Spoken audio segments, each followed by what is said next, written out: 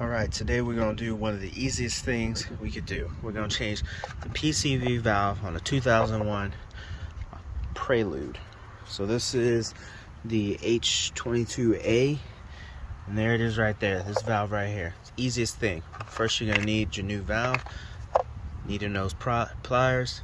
These are your grandpa's needle nose pliers. These aren't new ones. So it's okay though, we don't need that. And all we're going to do, simple. We're gonna squeeze that off there. And then we're gonna wrestle this off. Okay, once you get your old one off, that's it.